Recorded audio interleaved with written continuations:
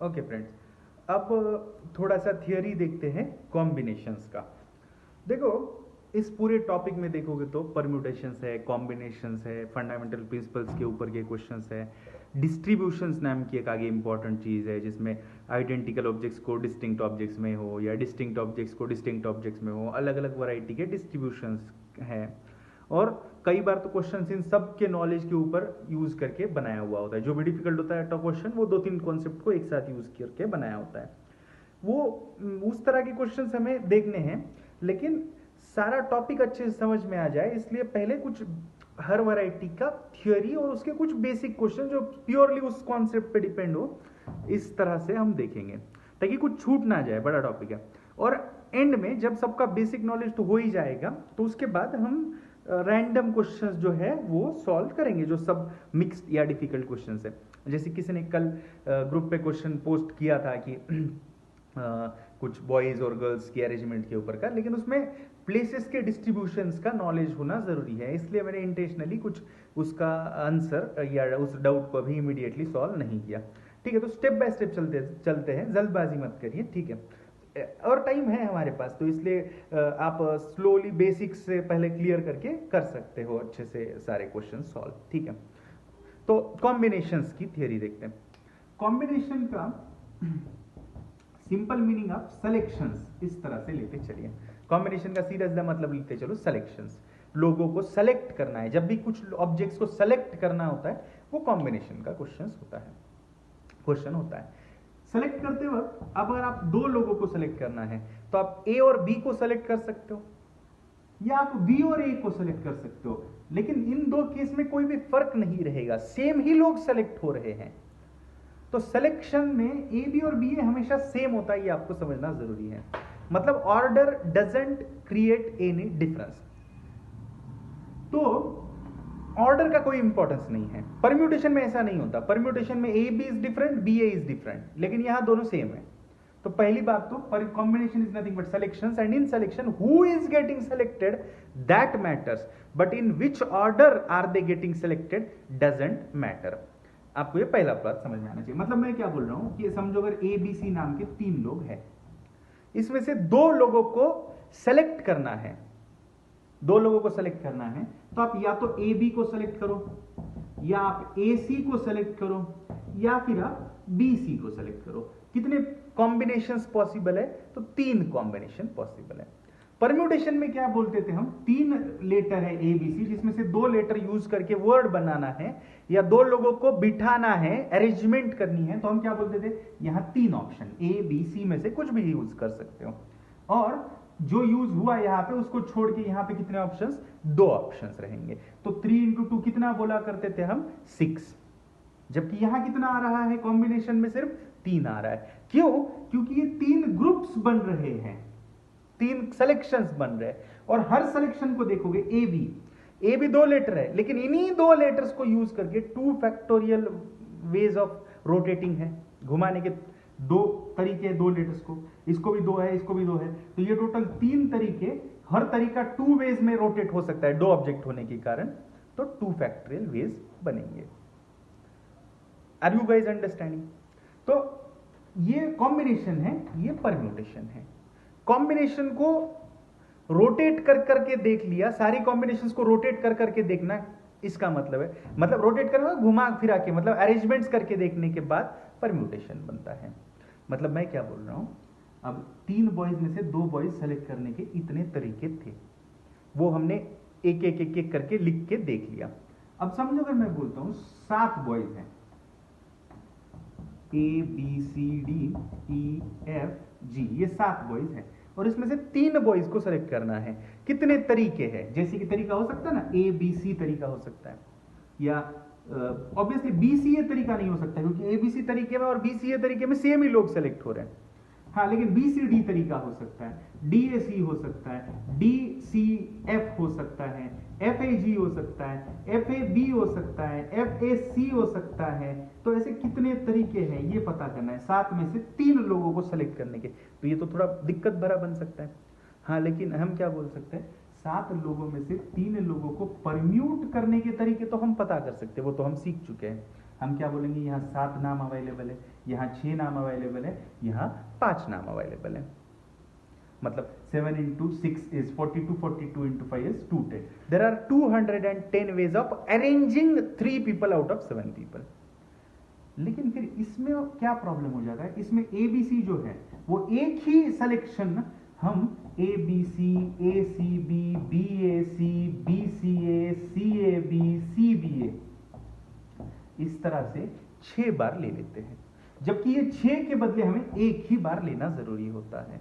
इसलिए ये जो टोटल 210 परम्यूटेशन है उसको 3 फैक्टोरियल 6 से डिवाइड करना जरूरी है, क्योंकि यहाँ ABC, BACB, BAC, BCA, CAB, CBA सारा सेम है हमारे लिए, ठीक है। तो ये 210 जो बेस आ रहा है 7 into 6 into 5 उसको 6 से डिवाइड करना जरूरी है। तो 6 से डिवाइड करने के बाद जो 35 आता है, तो 35 कॉम्बिनेशंस मतलब selections of 3 people out of 7 people are possible, ठीक है। ऑब्वियसली इसमें जब कुछ डिजिट लेटर रिपीट होते हैं तो उस वक्त जैसे कि अगर कुछ लेटर रिपीट होते हैं तो उसकी परम्यूटेशंस निकालते वक्त भी केसेस बनानी पड़ती है, डिवाइड करना पड़ता है, वो सारी अलग बातें, वो धीरे धीरे हम देखेंगे।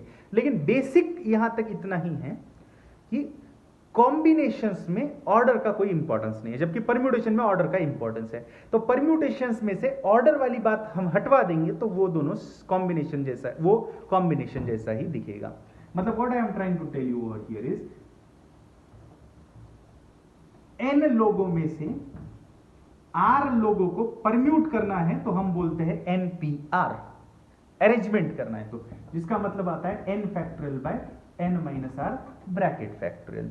लेकिन अगर n लोगों में से r लोगों को सेलेक्ट करना है तो हमें बोलना है ncr, और ncr is nothing but npr divided by r factorial, क्योंकि हमें अरेंजमेंट हटवानी है इसलिए divide by r factorial, and in short that will turn out to be n factorial by n minus r bracket factorial and extra divide by r factorial. This is npr only. Extra सिर्फ किससे divide करना है, तो आपको extra divide करना है r factorial से, ठीक है। I hope this part is clear. npr is n factorial divided by n minus r factorial and extra division is with r factorial, ठीक है। तो I think this part is clear, कुछ doubt इसमें नहीं होना चाहिए। मतलब एनसीआर का फॉर्मूला हमने देख लिया। हाँ, तो 10c3 का क्या फॉर्मूला बनेगा, तो 10 factorial by 10 minus 3 7 factorial divide by 3 factorial, ठीक है। I hope this part is clear. By the way, जब आप 10 में से 3 लोगों को सेलेक्ट करते हो तो 10c3 आ जाता है, जो ये बात हो जाती है। अगर 10 में से 3 लोग सेलेक्ट करते हो तो होता क्या है, तो 3 लोग, कोई तो 3 लोग इधर आ जाते हैं और बाकी के 7 लोग उधर चले जाते हैं, ठीक है। तो 10c3 का यही मतलब हुआ कि 3 लोग इधर 7 लोग उधर, ठीक है। अब अगर 10 में से 7 लोग सेलेक्ट करते हो आप, तो भी तो यही बात आ जाती है। 10 में से 7 सेलेक्ट करोगे, 10 में से 7 सेलेक्ट करोगे तो भी 10c7 हो जाएगा और 7 लोग एक तरफ जाएंगे, 3 लोग एक तरफ आएंगे, और आंसर फिर से आपको वही मिलेगा। मतलब आपको यह समझने की जरूरत है कॉम्बिनेशन में कि NCR is always equal to NC n minus r। मतलब किसी ने आपको 50c48 की वैल्यू पूछा और आपने अगर 50c48 मतलब क्या है, 50 में से 48 लोग सेलेक्ट करने हैं, इसका मतलब 50 में से 2 लोग सेलेक्ट नहीं करने हैं, तो बात तो सेम ही है। तो इसके कारण अगर आपको किसी ने 50c48 पूछा और आपने अगर 50c2 निकाल दिया तो भी सेम ही आंसर आएगा, इसमें कोई डिफरेंस नहीं है इन दो बातों में। I hope this point is also clear. NCR is same as NC n minus r। बाकी कुछ इंपॉर्टेंट बातों में अगर आप देखेंगे तो समझो 3 लोग हैं आपके पास A B C, और अगर आप इन 3 में से 3 लोगों को सेलेक्ट करना चाहते हो तो आपको सबको ही लेना पड़ेगा, मतलब किसी को लेना या ना लेना आपके कंट्रोल में नहीं रहेगा। तो whenever you are selecting all objects, that time you will only have one way with you. So what I am trying to tell you is NCN is always equal to 1. 10C10 1, 7C7 1, NCN is always 1। बाकी अगर आपको 5 लोगों में से एक लोग A B C D E इन 5 लोगों में से किसी एक को सेलेक्ट करना है तो आपके पास 5 ऑप्शन होंगे। आप या तो ए को सेलेक्ट कर सकते हो, या बी को कर सकते हो, सी डी ई, किसी को भी कर सकते हैं। So what I am trying to tell you is NC1 is always equal to n, क्योंकि ये कुछ बातें बहुत बार यूज करनी पड़ती है हमें। सो इसलिए जल्दी जल्दी याद हो, इसलिए आपको लिख के रखना जरूरी है। NCN is 1, NC1 is n। By the way, हमने स्टार्टिंग में क्या बात देखा, हमने कॉम्बिनेशन सिलेक्शंस मतलब में हमने क्या देखा, NCR is always equal to NC n minus R। NCR is always equal to NC n minus R। तो अगर 10C10 की वैल्यू, NCN क्या होता है 1, तो 10C10 की वैल्यू जो है वो कितनी आती है 1। तो अगर 10C10 की वैल्यू 1 होगी तो 10C0 की भी वैल्यू 1 आ जाएगी। That means NCN is equal to 1. Similarly, NC0 is also equal to 1. 10C1 की value, NC1 is always n, so 10C1 की वैल्यू कितनी आ जाती है 10। तो अगर 10C1 की वैल्यू 10 आती है तो 10C9 की वैल्यू भी तो 10 आ जाएगी। क्यों? क्योंकि NCR is equal to NCN minus R। तो दूसरी बात आप ये समझ सकते हैं कि NC1 हो या फिर NCN minus 1 हो, दोनों केस में आंसर n ही आ जाएगा। मतलब किसी ने आपको 20C19 पूछा तो आप क्या बोलेंगे, 20C19 is exactly same as 20C1 and 20C1 is nothing but 20। I hope this part is clear to all of you। By the way, अगर मैंने आपको पूछा what is 10C2, तो आपको सीधे फास्ट करने के लिए क्या करना है, आपको यह समझना जरूरी है कि NCR is nothing but NPR extra divided with R factorial. इतना आपको समझने की जरूरत है। तो अगर किसी ने 10C2 पूछा तो आप क्या बोलेंगे, it is nothing but 10P2 by 2 factorial. और 10P2 निकालना तो मैंने, NPR निकालना तो ओरली हमने सिखाया था। NPR का मतलब n से एक एक करके कम होने वाले R अलग अलग नंबर्स का मल्टीप्लीकेशन। तो 10P2 is nothing but 10 into 9 divide by 2 factorial. 2 factorial कितना होता है 2, तो 10 into 9 90 by 2 45। 20C2 बोला तो आप बोलेंगे 20 into 19 by 2। 50C2 बोला तो 50 into 49 by 2। इनफैक्ट आप ऐसे याद रख लो कि NC2 क्योंकि बहुत बार निकालना पड़ता है, तो NC2 is nothing but n into n minus 1 divide by 2। अगर समझो मैंने आपको 10C3 बोला तो आप क्या बोलेंगे, it is nothing but 10P3 by 3 factorial. 10P3 क्या होता है, तो 10 से कम होने वाले 3 नंबर्स का मल्टीप्लिकेशन, मतलब 10 into 9 into 8 divide by 3 factorial कितना होता है 6। तो 10C3 is 10 into 9 into 8 by 6। I hope you are understanding this. That is what I am trying to tell you is NC3 is equal to n into n minus 1 into n minus 2 divided by 6। 6 क्यों? क्योंकि 3 factorial 6 होता है। ठीक है, तो ये कुछ basic चीजें कॉम्बिनेशंस की जो है वो हमेशा जरूरी पड़ती है, वो आपको समझना जरूरी है। ठीक है, अब इसमें कुछ जो ट्रैप्स होते हैं या जो फंसने फंसाने वाली बात है वो थोड़ा सा समझ लेते हैं। समझो मैं अगर बोलता हूं आपको कि how many ways are there to select 2 boys out of 10 boys, तो आप क्या बोलेंगे, आप क्विकली बोलेंगे it is 10C2। 10C2 is 10 into 9 by 2 45। ठीक है, तो 10 बच्चों में से 2 बच्चे सेलेक्ट करने के तरीके होंगे 45। I hope you all are agree with this. अब अगर मुझे किसी ने बोला कि सर ऐसे करते हैं 10 बंदे में से 2 बंदे सेलेक्ट करने हैं, तो what we will do is 10 में से पहले एक बंदा सेलेक्ट कर लेते हैं। How many veg 10C1। 10C1 कितना है 10। और फिर बचे हुए 9 स्टूडेंट्स में से एक स्टूडेंट सेलेक्ट करते हैं। हमें 2 बच्चे चाहिए थे ना, तो एक तो मैंने पहले ही सेलेक्ट कर लिया। अब बचे हुए 9 स्टूडेंट्स, एक को सेलेक्ट करने के बाद 9 बच्चे बचते हैं, उन 9 स्टूडेंट्स में से एक स्टूडेंट सेलेक्ट करते हैं, तो 9C1 वेज आएंगे। 9C1 इज 9, तो 10 into 9 आ रहा है 90, जबकि हमने कितना आंसर दिया था 45। अब यहां पे तो आ रहा है 90। तो आपको समझने की जरूरत है कि ये गलत है, ये सही है। 10 में से 2 स्टूडेंट सेलेक्ट करते वक्त 10C2 करना ही सही है, 10C1 into 9C1 आप नहीं कर सकते। कॉम्बिनेशन में सिलेक्शंस में part wise step wise selections allowed नहीं होता है, आपको एक साथ सिलेक्शंस करना जरूरी है। इसमें प्रॉब्लम है इसमें प्रॉब्लम ये है कि ये जो दो स्टूडेंट सेलेक्ट हुए हैं उन दोनों की अलग आइडेंटिटी बनेगी। ये बनेगा पहले सेलेक्ट होने वाला स्टूडेंट और ये बनेगा बाद में सेलेक्ट होने वाला स्टूडेंट।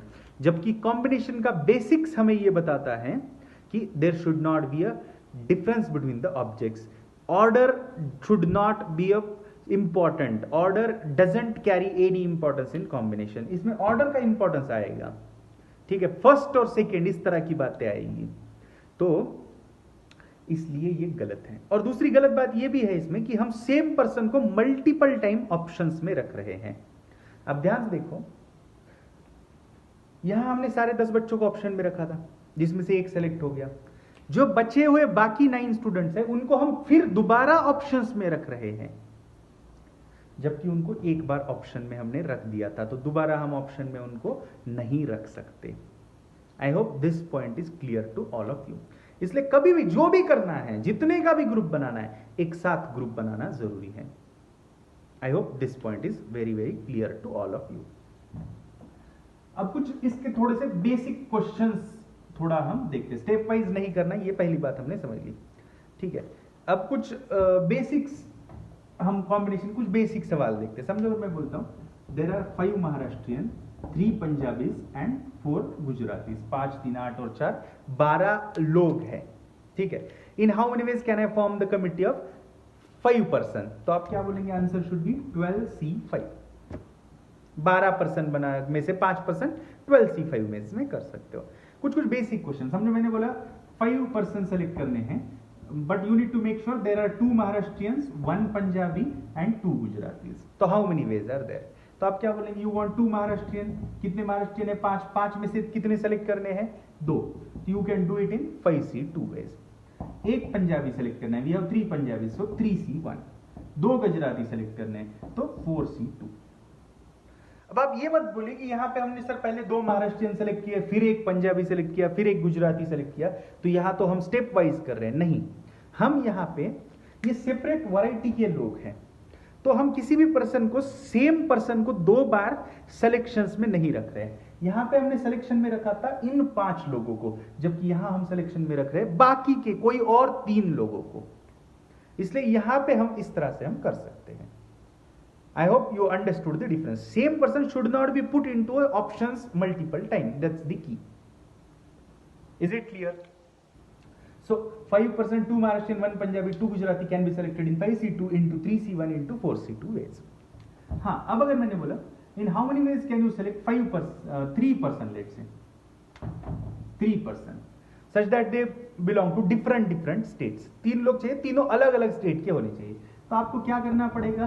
कितने किस स्टेट से लेने वो तो नहीं दिया, लेकिन अलग अलग स्टेट से कहा है, तो आपको क्या करना पड़ेगा? 5C1 into 3C1 into 4C1, because you will have to, you need 3 person. So what you will do is you will select 1 Maharashtrian and 1 Punjabi and 1 Gujarati, because you need to form a group of 3 person.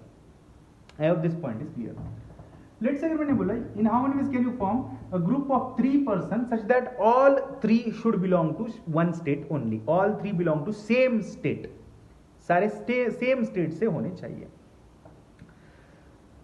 अब same state लेकिन कौन सा ये तो नहीं बताया, तो हो सकता है कि तीनों महाराष्ट्रियन सेलेक्ट हो जाए 3 पर्सन में। अगर ऐसा नहीं होता तो, और अगर ये नहीं होता तो क्या पॉसिबल है?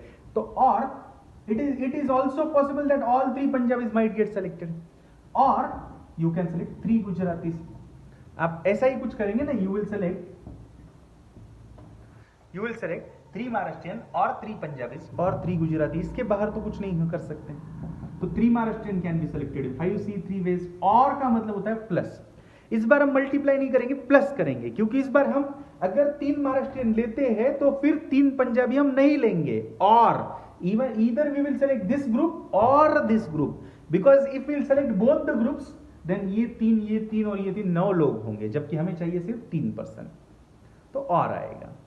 so और 3C3 plus 4C3, because 3 Gujaratis out of 4 Gujaratis can be selected in 4C3 ways, तो प्लस प्लस आएगा। I hope this is clear.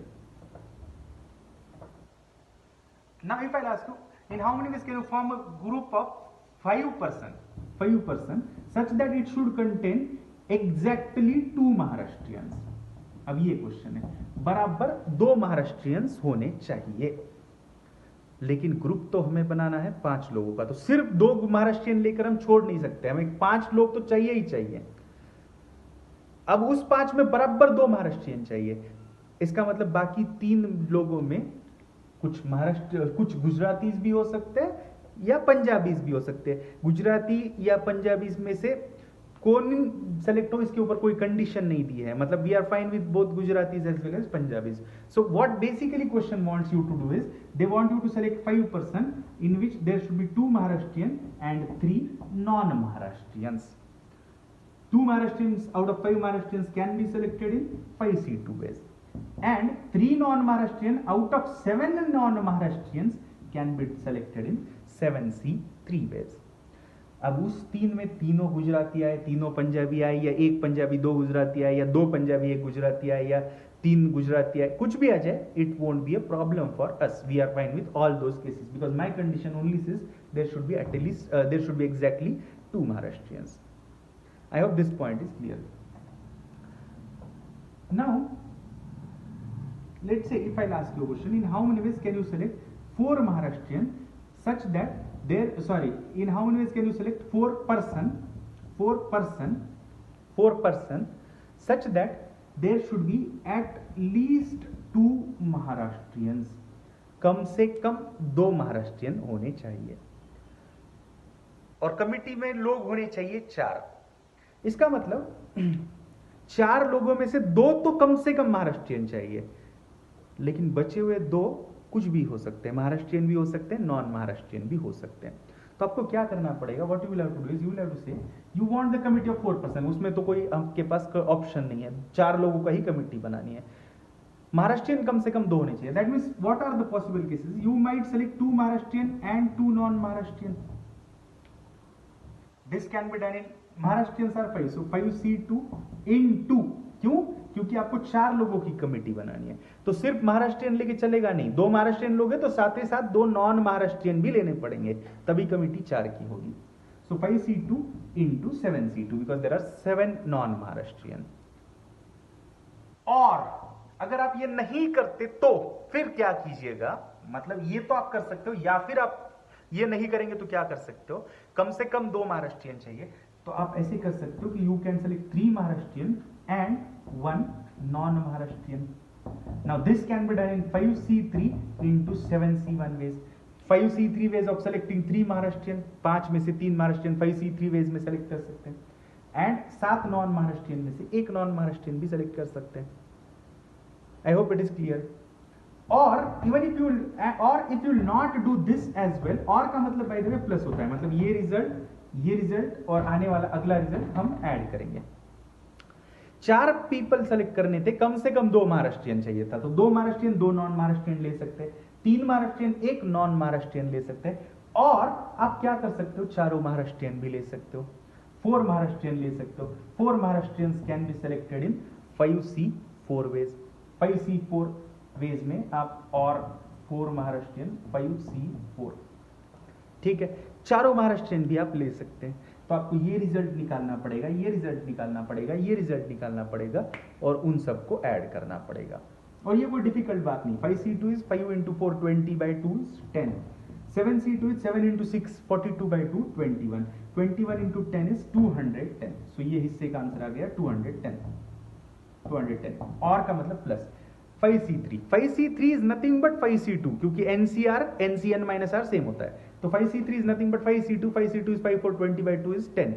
7C1 is 7, क्योंकि NC1 N होता है, तो 7 into 10 70 plus 5C4 is nothing but 5C1 because NCR NCN minus R same होता है, तो 5C4 is 5C1 is 5, तो plus 5। So 275 should be the answer for this question. No, sorry, 285 should be the answer for this question. Clear है? Okay. So I think this much is clear. अब इस question में again I am repeating, what is the question? Question क्या था कि question ये था कि 4 लोग चाहिए, कम से कम 2 महाराष्ट्रियन चाहिए, तो ये सब करना पड़ेगा। अब कुछ स्टूडेंट इसको क्या शॉर्टकट लगा सकते हैं, वो क्या बोल सकते हैं, बहुत अच्छा डाउट है, सोच देखिए। वो क्या बोल सकते हैं, सर 4% में कम से कम 2 महाराष्ट्रियन चाहिए। तो हम क्या करते हैं, ये 5 महाराष्ट्रियन में से 2 महाराष्ट्रियन सेलेक्ट करते हैं। कितने वेज में, 2 वेज में। लेकिन हमें तो 4 लोग चाहिए थे, अभी तक 2 ही लोग सेलेक्ट हो गए, और 2 लोग सेलेक्ट करने हैं। अब उन बचे हुए 2 लोगों में कोई महाराष्ट्रियन हो, गुजराती हो, पंजाबी हो, बांग्लादेशी हो, कुछ भी हो, हमें कोई प्रॉब्लम नहीं है इसमें। तो अब लोग क्या बोल सकते हैं, वो बोल सकते हैं सर ये 4 3 7 लोग और ये 5 12 लोग थे, जिसमें से 2 लोग सेलेक्ट कर दिए हैं हमने ऑलरेडी, 2 महाराष्ट्रियन सेलेक्ट किए हैं। इसका मतलब अब हमारे पास बचे हुए 3 महाराष्ट्रियन हैं, 3 पंजाबी है, 4 गुजराती है। तो 4 और 3 7 और 3 10 लोगों में से कोई भी 2 लोग हम सेलेक्ट कर लेते हैं। हमें 4 लोग चाहिए थे, 2 महाराष्ट्रियन कम से कम होने चाहिए थे, तो वो तो हमने ले लिए। अब बचे हुए 10 में से कुछ तो 2 लोग सेलेक्ट कर लेते हैं। उसमें महाराष्ट्रियन आए तो भी प्रॉब्लम नहीं, नहीं आए तो भी प्रॉब्लम नहीं। और सुनने में दिखने में ये बहुत ही अच्छा और मस्त लग रहा है, क्योंकि इसमें टाइम भी कम लग रहा है, स्टेप्स भी खत्म। 4 लोग चाहिए, कम से कम 2 महाराष्ट्रियन पहले ही ले लो, बाकी बचे हुए महाराष्ट्रियन आए या ना आए कोई प्रॉब्लम नहीं। तो ये 5 महाराष्ट्रियन में से 2 सेलेक्टेड महाराष्ट्रियन छोड़ के बाकी 3, और ये 7 10 लोगों में से कोई भी 2 सेलेक्ट कर लो। ये बहुत ही सुंदर और मस्त है, लेकिन ये गलत है, क्योंकि इसका आंसर कितना आ रहा है, 5 4 20/2 10, and 10C2 is 10, 9 90/2 45, 45 into 10 is 450, जबकि हमने स्टेप बाय स्टेप इसका आंसर निकाला था, कितना आया था 285। तो इसमें क्या गलत है, तो इसमें ये गलत है कि आप पहले 2 लोग सेलेक्ट कर रहे हो और बाद में और 2 लोग सेलेक्ट कर रहे हो। इसमें ये जो 5 महाराष्ट्रियन थे, उन 5 को आपने ऑप्शन में रख के 2 लोग सेलेक्ट किए हुए थे, और उन 2 लोग सेलेक्ट करने के बाद जो बचते 3 लोग हैं, उनको आपने दोबारा सिलेक्शन में डाल दिया था। तो वो जो 3 लोग हैं, उनको यहां पे भी सिलेक्शन में अवेलेबल किया था, वहां पे भी अवेलेबल किया था। वो सिलेक्शंस कॉम्बिनेशन के बेसिक रूल के खिलाफ है। आप पहले कुछ महाराष्ट्रियन और बाद में कुछ महाराष्ट्रियन ऐसा सिलेक्शन नहीं कर सकते। जो भी करना है ब्लॉक में एक साथ करना होता है।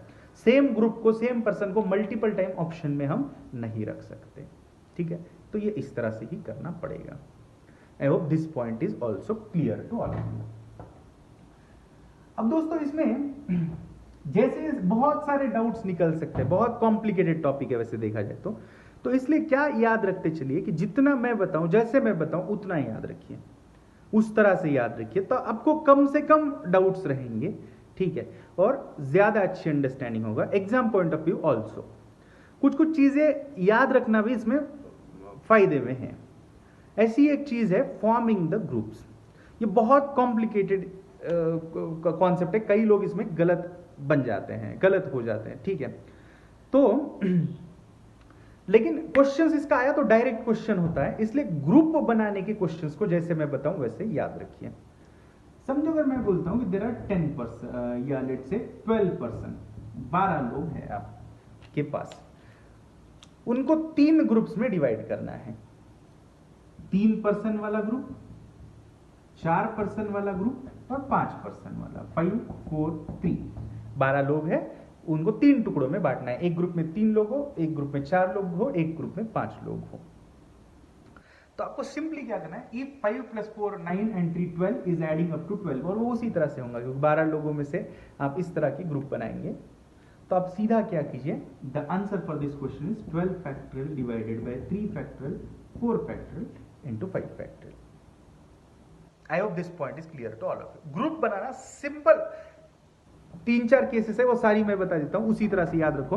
तो ग्रुप बनाने वाले क्वेश्चन में कोई दिक्कत आपको कभी भी नहीं रहेगी, और आपका क्वेश्चन कतई गलत नहीं जाएगा।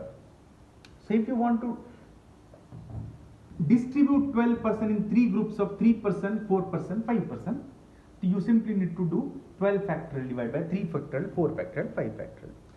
समझो अगर मैं यही बोलता हूं कि 10-12 लोगों को आपको 2%, 7% और 3% के ग्रुप में बनाना है, तो simply your answer will be 12 factorial by 2 factorial, 7 factorial, 3 factorial। How will the question read? Question will say something like, how many ways are there to divide 12% in 3 groups of sizes 2, 7 and 3% each? Is it clear? तो इसका ही answer आएगा, simple है, कोई दिक्कत इसमें नहीं आएगी।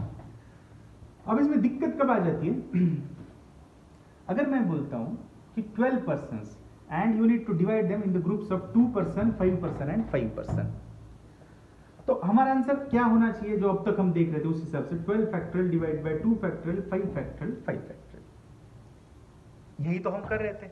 लेकिन इस केस में ये गलत बन जाता है। क्यों? क्योंकि ये दो ग्रुप्स का साइज सेम है। जब ग्रुप का साइज सेम है तो क्या हो जाता है, ये 5 लोग, इस ग्रुप में जो 5 लोग हैं उनको अगर हम उधर डाल देते हैं और इन 5 लोगों के ग्रुप को इधर डाल देते हैं तो भी वो स्ट्रक्चर वाइज सेम साइज के ग्रुप्स रहेंगे। इसलिए इन लोगों को इधर और इन लोगों को इधर डिस्ट्रीब्यूट करने के कारण जो अलग अलग ग्रुप्स दिख रहे हैं, what I am trying to tell you, you need to understand. Let's say अगर मैं बोलता हूं, ये बड़ा एग्जांपल हो, 1 2 2 वाला एग्जांपल लेते हैं, समझो थोड़ी देर के लिए, एक एग्जांपल पर्पस।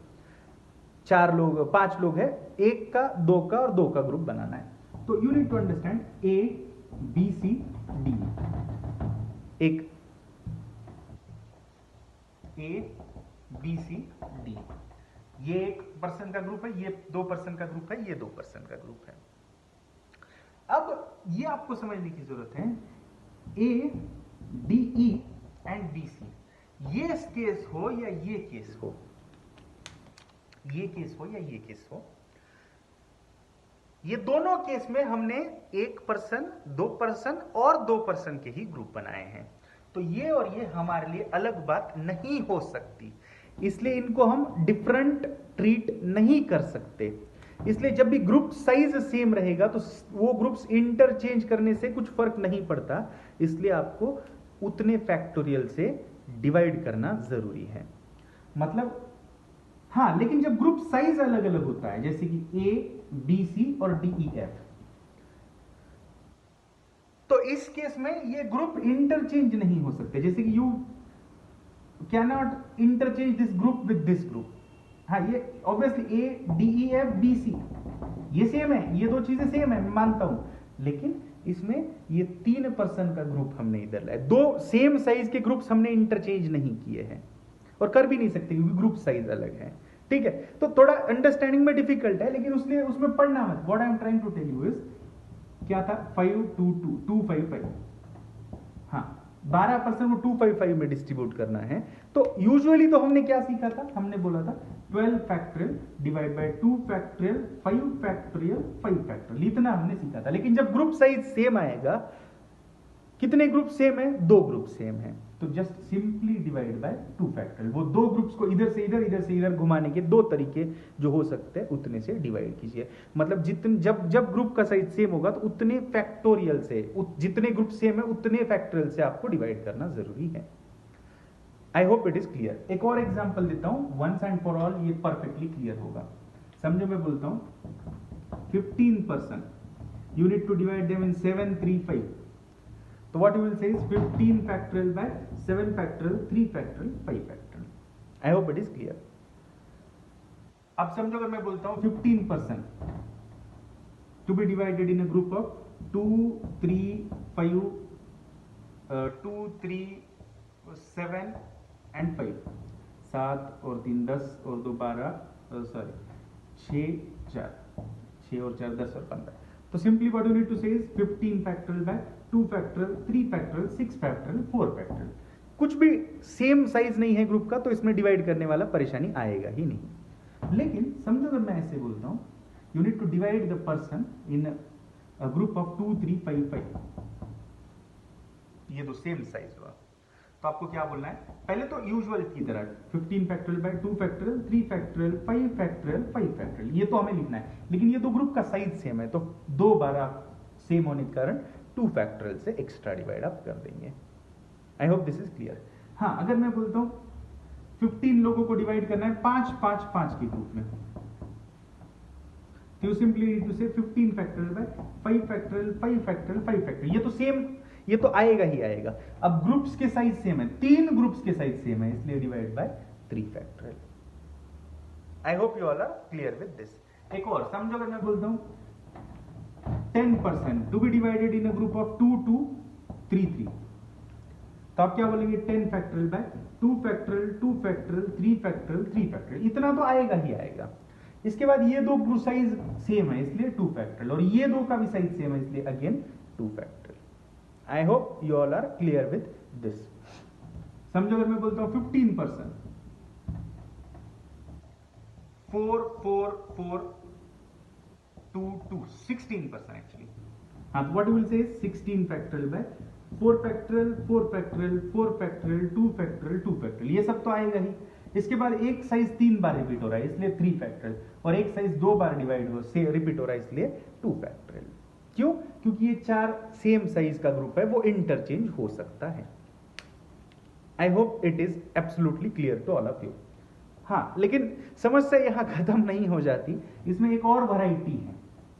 जब ग्रुप का साइज सेम क्यों ना हो, लेकिन ग्रुप्स की अगर अलग identity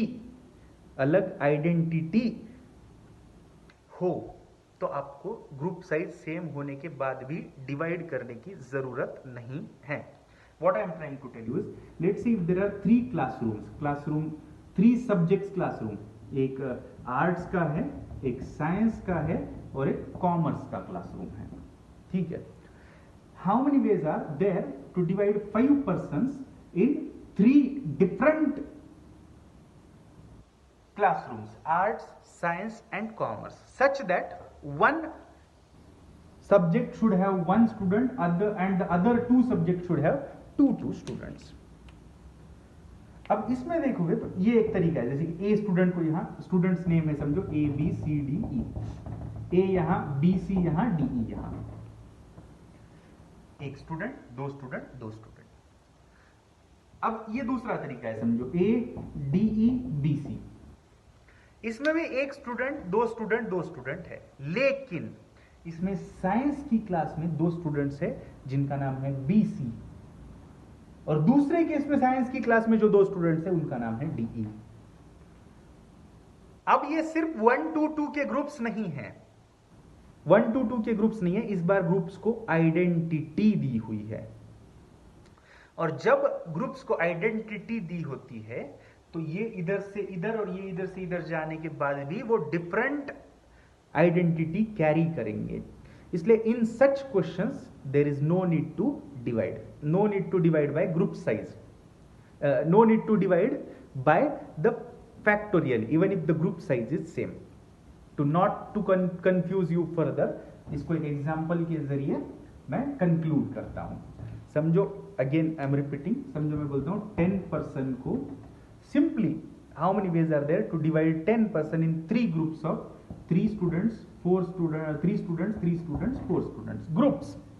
Your answer is 10 factorial by 3 factorial 3 factorial 4 factorial and 3 is repeating 2 times, इसलिए divide by 2 factorial।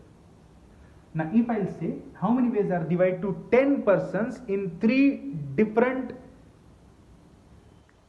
how many ways are there to divide 10 persons in 3 different